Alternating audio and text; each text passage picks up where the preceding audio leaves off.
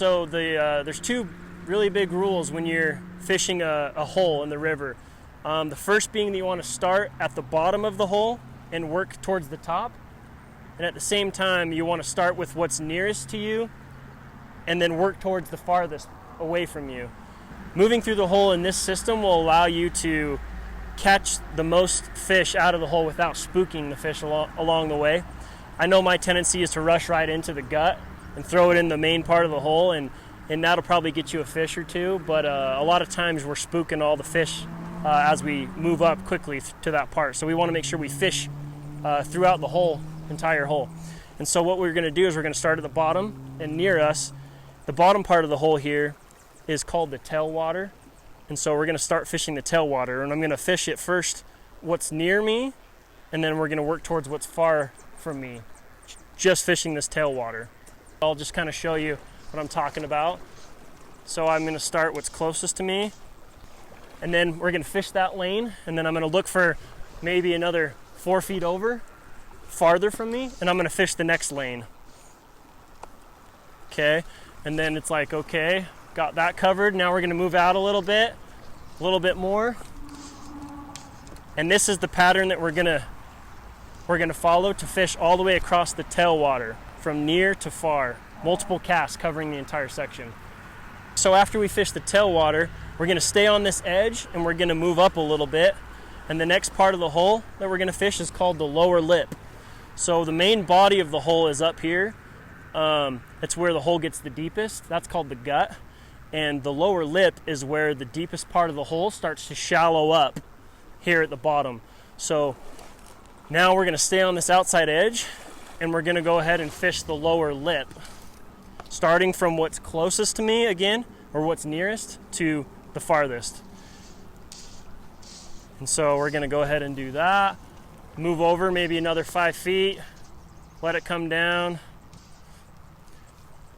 Same drill that we did with the tailwater, now fishing this lower lip of the hole. So I'm not going to make you watch me this whole time, but that's the second part of the hole we're going to fish, the lower lip.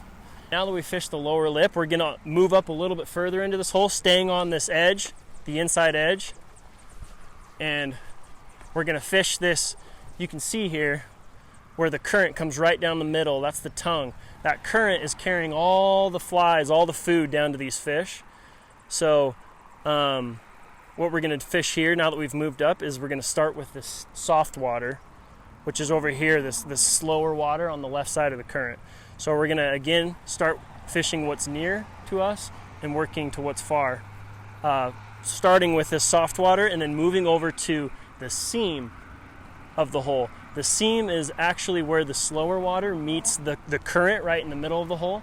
So the seam is where those two meet, the slow water and the current. So we're going to fish the soft water over to the inside seam, the seam that's closest to us. So we're going to move up here a little bit.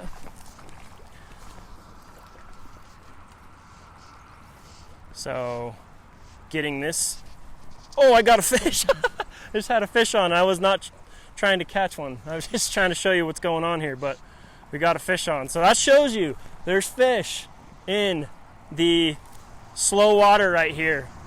Again, like I said earlier, my tendency is to rush in and go right into the heart of the hole, but we would have spooked this fish that was sitting right here in the still water.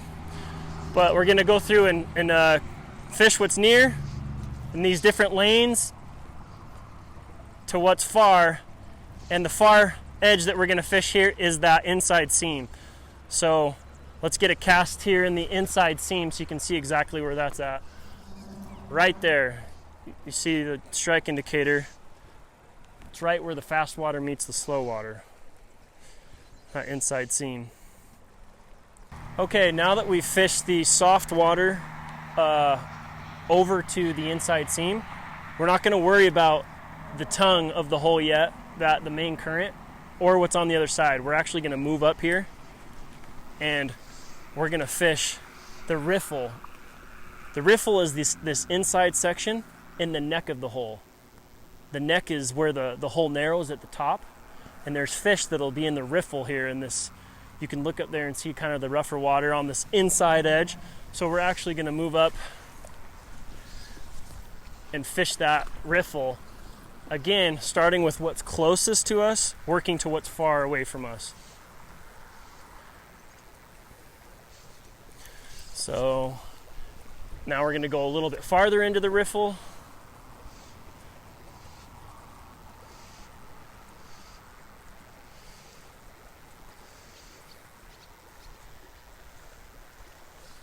And you can even move up a little further and work a little bit deeper into the riffle.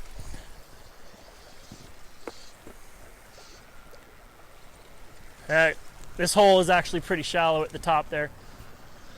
If you have about a foot of water, fish will hold in this riffle here on the inside. And this riffle is actually taking it naturally to that inside seam. Okay, so now that we've fished the riffle, we're actually going to move back down in this hole. We've stayed along this outer edge so we don't spook the fish. And now we're going to move back down, about down to that lower lip. And what we're going to do is we're going to be pretty quiet walking in the water so we don't spook the fish. And we're going to now move out further into the hole. And doing this will allow us to more easily fish the gut of the hole. It's going to make it easier to present our flies. So we're going to move out. You can see this inside seam. You want to be about maybe a fly rod length away from that inside seam is going to be best. So now we're going to work that inside seam, and then after we hit the inside seam, we're going to cast a little bit further into the gut, right down that tongue where that main current's coming. And then after we hit the gut as many times as you want, we're going to see if we can get over to that outside seam. Because on the other side of this tongue, it's creating another seam where the slow water is meeting the fast water. And fish love to sit in that seam, especially here on the Provo River. That's where I catch the majority of the fish here, is in that seam.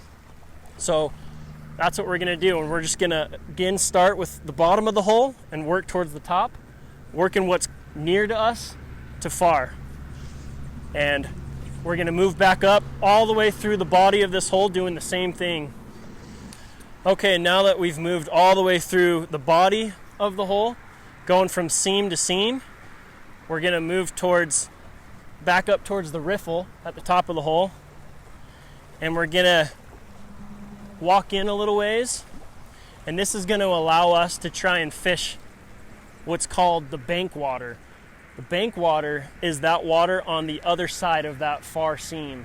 And so there's fish that'll be in this bank water, and they get some relief from the current. They don't have to fight the current. They can stay in this bank water and just pick off food out of that seam. So you can see a lot of times in the bank water, you're going to have brush hanging over and trees. You can see that's the case here. And that can be awesome for hoppers or ants, throwing it in that bank water on that far side.